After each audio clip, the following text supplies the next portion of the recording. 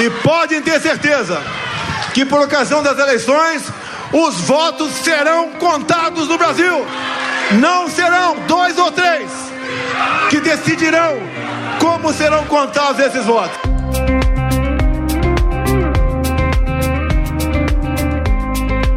Essa é somente uma das ameaças feitas por Jair Bolsonaro em relação às eleições deste ano. Depois de um período sem falar das urnas eletrônicas, o presidente voltou a atacar o sistema de apuração brasileiro. Notícia na imprensa, é verdade, eu não sei, que não querem aceitar as observações das Forças Armadas. A gente não fala nas observações de voto em papel, que o TSE não basta apenas trazer para si, né?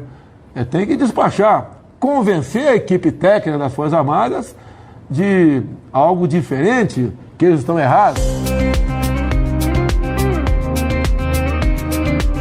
Pior ainda, envolveu as Forças Armadas em seu embate direto contra a Justiça Eleitoral, inclusive sugerindo uma apuração paralela que seria feita pelos militares. Os dados vêm pela internet para cá e tem um cabo no final que alimenta a sala secreta do Tribunal Superior Eleitoral, onde meia dúzia de técnicos dizem ali no final, olha, quem ganhou foi esse.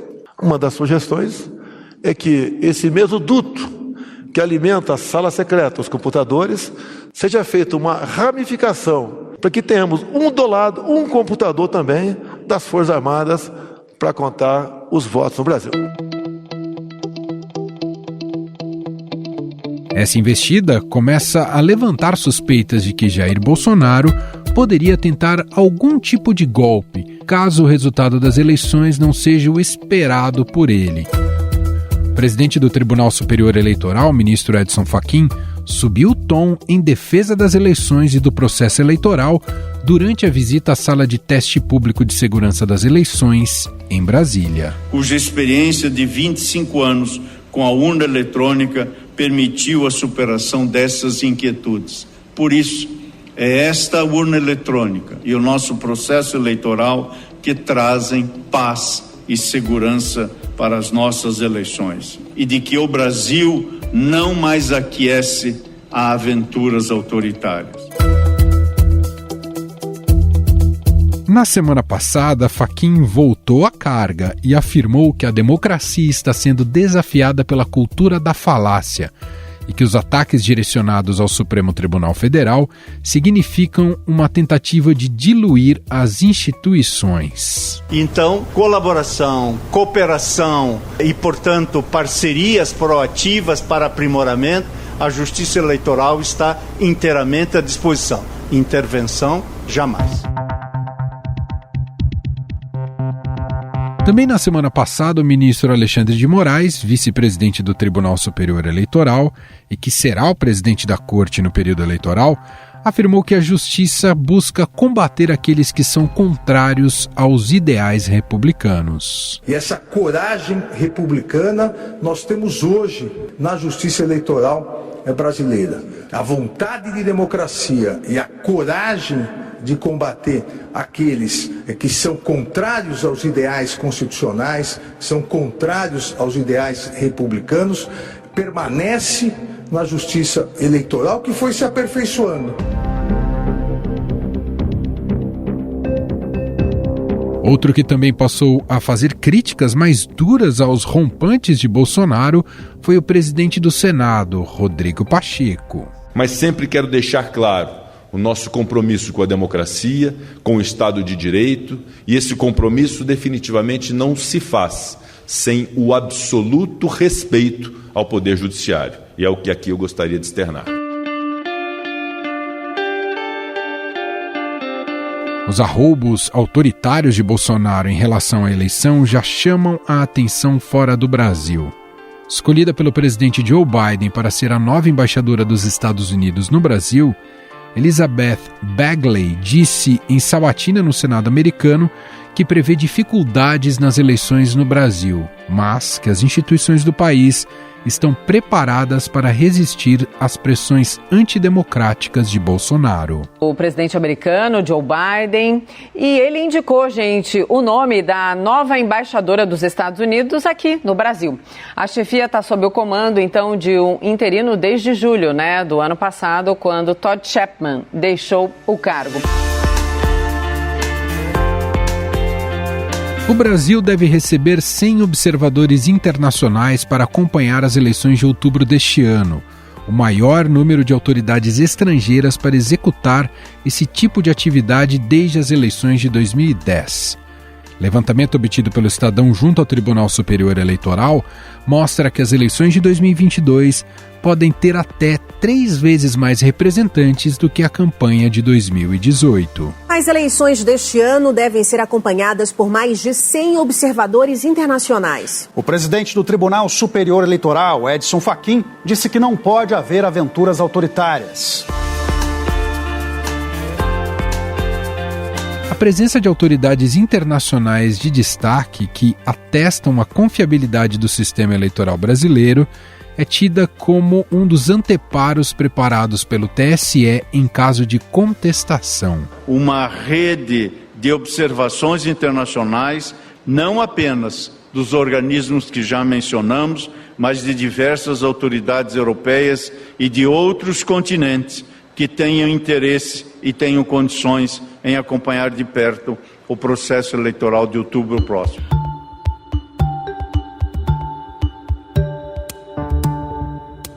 Essa decisão surge após o recuo do TSE no convite às autoridades da União Europeia para atuarem em missão de observação antes, durante e depois das eleições.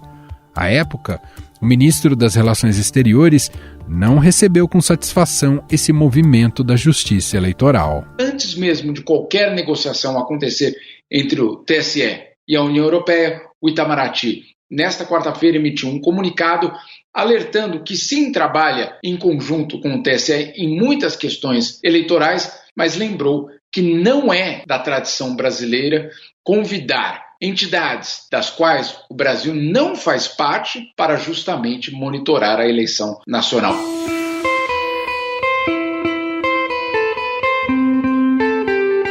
Mas afinal, o que fazem esses observadores internacionais? Segundo o TSE, os observadores têm autonomia para definir o que vão verificar durante o processo eleitoral. Podem, inclusive, escolher as sessões eleitorais que desejam visitar.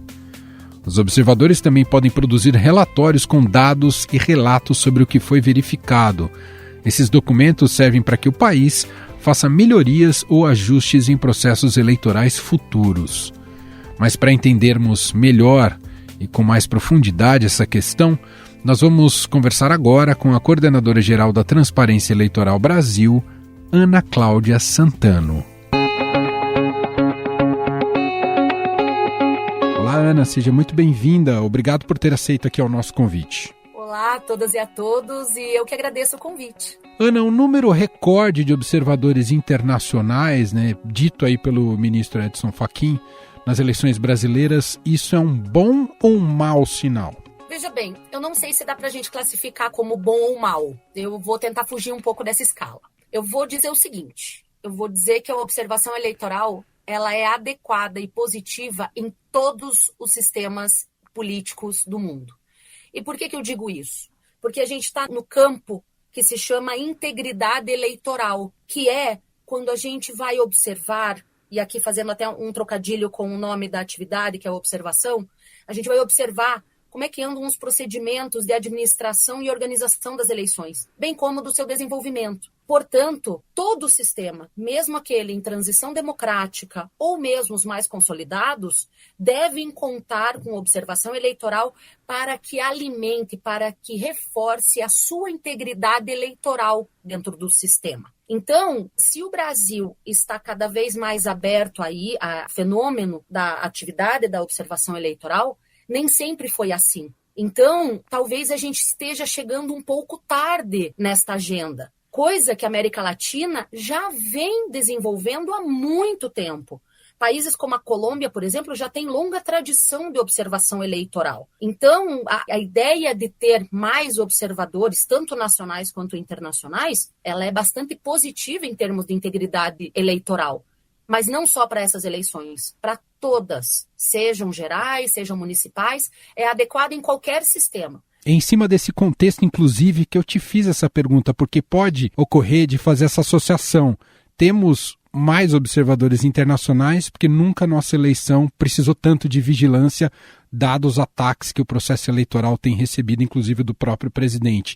Então, não necessariamente há essa correlação, como a senhora muito bem explicou. Pelo contrário, e eu até diria o seguinte, a observação eleitoral nem é uma relação de vigilância, né? Eu acho que é bom a gente poder também aqui entender do que se trata a atividade da observação eleitoral, que é uma coleta silenciosa dos aspectos que envolvem a elaboração, organização, administração e desenvolvimento de um processo eleitoral. Portanto, não há uma fiscalização, não há uma vigilância do que ocorre.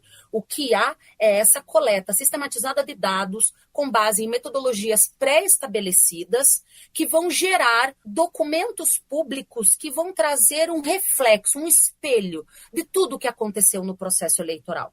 E é bom deixar uma coisa bem clara aqui, Emanuel. A observação eleitoral, ela deve se reger eminentemente pela imparcialidade, pela neutralidade e pela não interferência nos procedimentos. Ao observador ou à observadora cabe observar, não cabe sequer opinar sobre o que está sendo observado. Portanto, não se trata de vigilância, não se trata de fiscalização, se trata muito mais bem de uma colaboração para a identificação de gargalos dos procedimentos, quais são os pontos problemáticos. Eu nem diria talvez problemáticos, em alguns casos é realmente uma melhoria desses procedimentos que vão aumentar a integridade eleitoral daquele sistema. Então, quando a gente pensa no Brasil chamando os observadores eleitorais nesse momento, que efetivamente é bem desafiador, como eu mencionei, eu acho que a gente não deveria pensar nessa observação como vigilância, como garantia de que tudo vai ser perfeito. Nenhum sistema é perfeito, temos também os nossos problemas, e o observador, ele sequer é autorizado a interferir no que está acontecendo. Ele realmente tem que observar e reportar isso por meio dos dados, para daí sim falar por meio dos documentos que são elaborados posteriormente. Então, a gente precisa dissociar essa ideia. Fiscalização compete às entidades fiscalizadoras. Mesma coisa a vigilância. Aos observadores cabe o acompanhamento silencioso do processo eleitoral. Doutora, quem pode fazer observação eleitoral? Quem está credenciado? Veja bem, pelas normas internacionais que a Transparência Eleitoral Brasil também aplica nas suas missões nacionais, pode ser uma pessoa observadora, qualquer cidadão ou cidadã brasileiro ou residente no Brasil que não tenha nenhum tipo de vinculação com partidos políticos, com campanhas eleitorais, com a administração pública, governos, Ministério Público Eleitoral e a Justiça Eleitoral, para garantir a máxima neutralidade e isenção. Então, como a gente vai trabalhar num campo que efetivamente é muito disputado, a maior garantia dessa isenção é a não vinculação do observador ou observadora com qualquer uma dessas entidades. Mas fora isso, não precisa ter ensino superior, né? A gente pode pensar que tem que ser uma pessoa letrada e tal. Não. Até porque todo observador e observadora, para exercer essa atividade, ele é capacitado. Portanto, tem um treinamento, tem uma capacitação com base na metodologia que vai ser aplicada, com base nos formulários que serão preenchidos e que aí sim a pessoa vai estar habilitada à execução dessa função. O observador, ele acompanha todos os aspectos de um processo eleitoral, desde a votação até a contabilização dos votos? Veja bem, existem muitos tipos de duração ou tipos de missões que podem ser as internacionais, como é o foco aqui da entrevista. Elas são mais curtinhas, elas já pegam aspectos muito mais próximos ao dia da votação. No caso de missões de longo prazo, como são as missões da transparência, a gente já vai estar a partir de julho né, fazendo a observação. Então, a gente acompanha a preparação das urnas, as convenções partidárias, a gente acompanha a propaganda, financiamento, comportamento de redes, a gente acompanha a violência política, que infelizmente é um fenômeno que está surgindo, a gente acompanha a dinâmica dos atores políticos. O dia da votação é o dia inteiro na rua, né? Então tem aí uma coleta de dados muito ampla por uma rota que a gente não divulga, mas são centros de votação que a gente madruga, literalmente, chega juntinho dos mesários, faz inclusive observação com os mesários para ver se eles estão bem treinados, se eles sabem como atuar naquela função, e a gente também acompanha a apuração e totalização dos votos. A bem da verdade, Emanuel, a missão só termina após a emissão dos relatórios, né? Então a gente tem um relatório parcial, no caso da transparência, temos um relatório parcial após o primeiro e o segundo turno,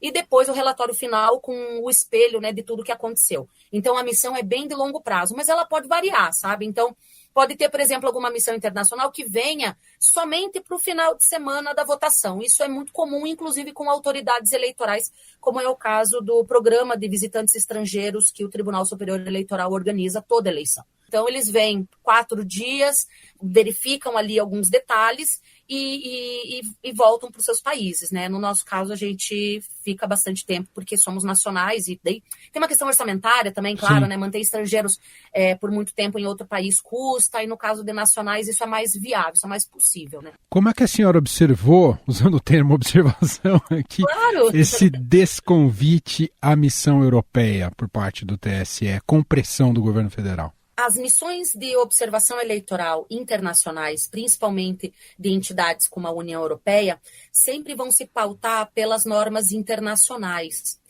E como a gente está trabalhando também com um tema de máxima importância para a soberania de um país, que são as eleições, não há como avançar numa missão de observação eleitoral internacional se o chefe de Estado não autoriza a ocorrência dessa missão.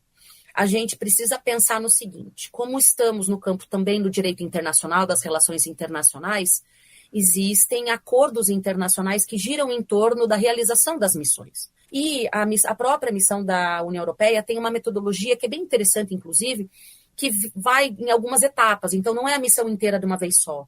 Então, eles mandariam, por exemplo, uma visita de alguns especialistas agora em maio, para sentir o terreno, mais ou menos. Só que para isso precisa de planejamento, sabe? Precisa também de orçamento, obviamente.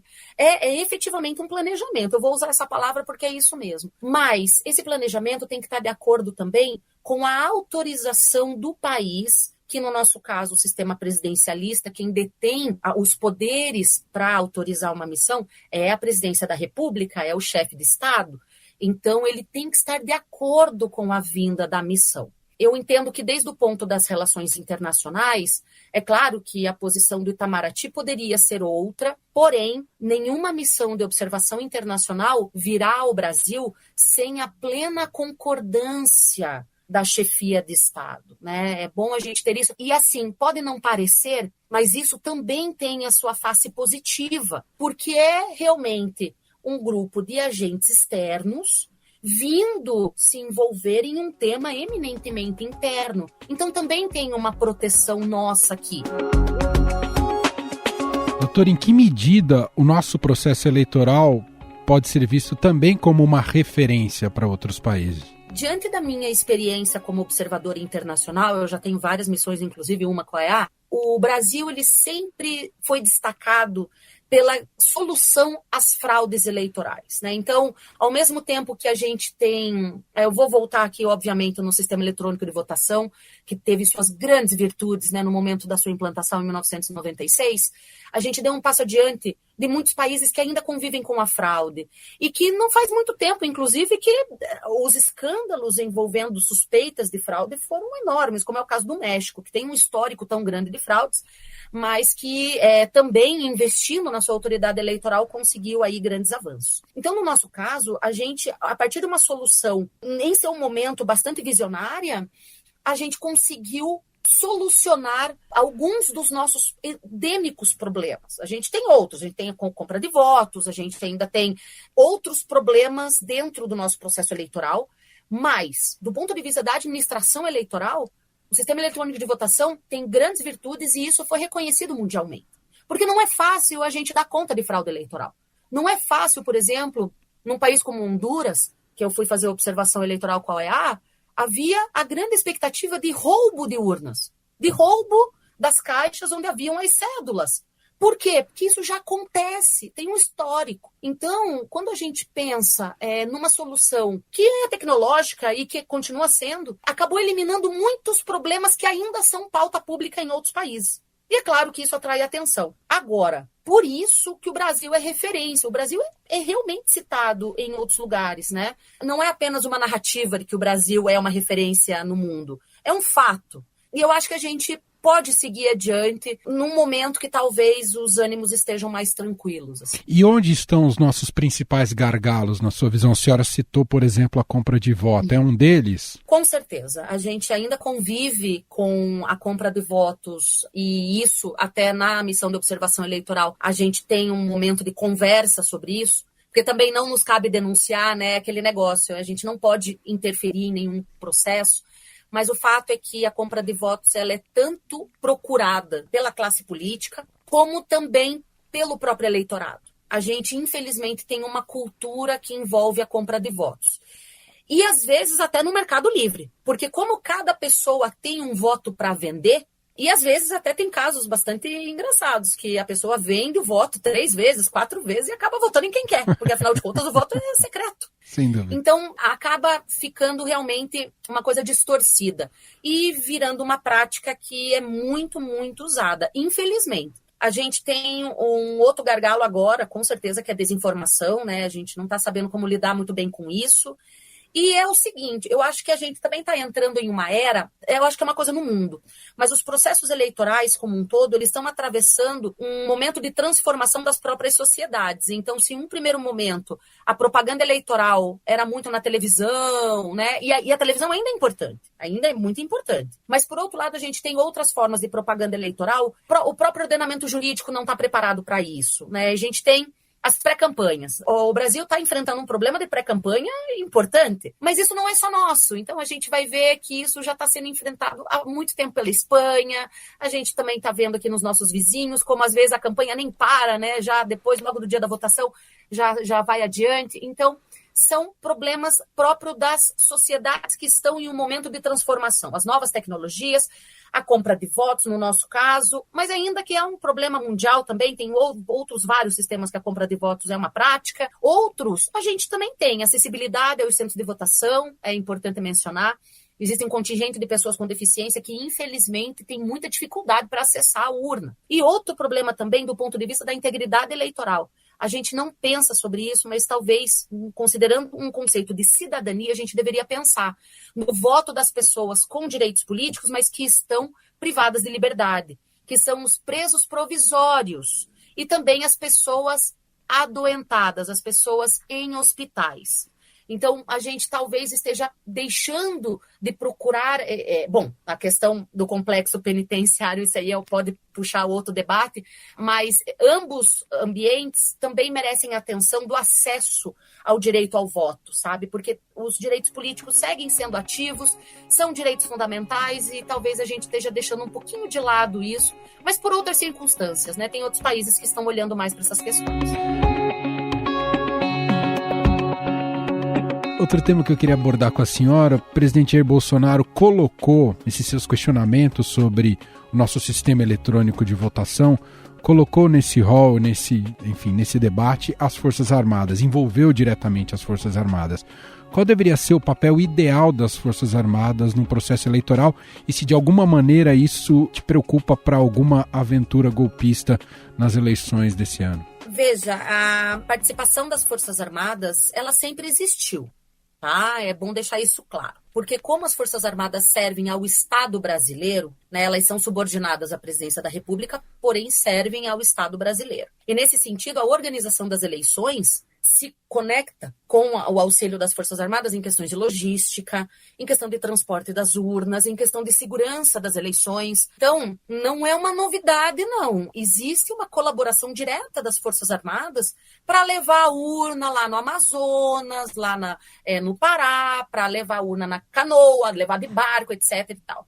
E também na segurança, né, dos centros de votação, em alguns casos até Forças Armadas estão para tutelar a cidade, né, alguns territórios mais complicados, né, enfim.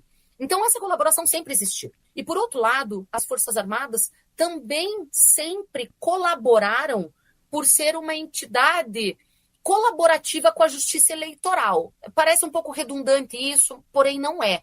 Então, muitas vezes, na questão de tecnologia, né, as Forças Armadas detêm um conhecimento em tecnologia importante, inclusive, né, nos primórdios das urnas eletrônicas participaram muito da criação do sistema. Então, assim, é uma tradição, mas também é uma colaboração institucional que eu não vejo com maus olhos. Qual é o problema, na minha opinião? É que a partir do momento que essa colaboração ela pode ser instrumentalizada para outros objetivos, a gente pode aqui estar tendo um início de uma distorção do que a gente conhece até agora como colaboração institucional. E veja, as Forças Armadas no Brasil, elas sempre foram muito presentes. Sempre. Mesmo depois da transição democrática, sempre se fizeram presentes em assuntos públicos. O grande detalhe é que nessas eleições, o que a gente está percebendo, um reposicionamento das Forças Armadas para o centro das eleições. E por ser uma força subordinada à presidência da República, isto é o problema. E pode ser qualquer presidência, não somente nessa, pode ser qualquer presidência, qualquer presidente ou presidenta que traga as Forças Armadas para o centro da realização das eleições, além de estar, digamos, escanteando quem realmente é competente para isso, que é a autoridade eleitoral, no nosso caso o TSE, por outro lado, está distorcendo as funções constitucionais das Forças Armadas, que é de segurança nacional, que não é participar da eleição desta forma como está participando, ou pelo menos sendo posto no centro do debate. Então, esse reposicionamento é bastante preocupante. Infelizmente, também não é só aqui no Brasil, mas essa militarização, talvez, desses processos eleitorais, esse processo não costuma ser pacífico, não costuma ser baseado em critérios de integridade eleitoral, e às vezes as consequências não são muito positivas. Esse aspecto já é levado em conta por um observador, seja nacional ou internacional? Com certeza. Não está sendo ignorado por nenhum ator internacional ou nacional que realiza observação eleitoral. Inclusive as nossas equipes que já estão aí organizadas, a gente já está coletando observadores pelo país afora, a gente já fez reuniões a respeito e a gente já está alerta, né, com esses aspectos, porque vai tudo para o relatório. A gente não se pronuncia, mas a gente tem preocupação, sim, com a normalidade do quadro. Nós ouvimos aqui a coordenadora-geral da Transparência Eleitoral Brasil, Ana Cláudia Santano, gentilmente atendendo a nossa reportagem e apresentando esse panorama tão rico, né, dos significados em relação a acompanhar um processo eleitoral, observar um processo eleitoral. Foi ótima conversa, te agradeço, doutora. Eu que agradeço a atenção e convido a todas e todos a prestar atenção na atividade da observação eleitoral, pois a sociedade também está convocada a participar desse processo. Obrigada a todo mundo. Estadão Notícias. E este foi o Estadão Notícias de hoje, segunda-feira, 23 de maio de 2022. A apresentação foi minha, Emanuel Bonfim. Na produção, edição e roteiro, Gustavo Lopes, Jefferson Perleberg e Gabriela Forte. A montagem é de Moacir Biasi. Escreva pra gente no e-mail podcast@estadão.com. Um abraço para você, uma ótima semana e até mais!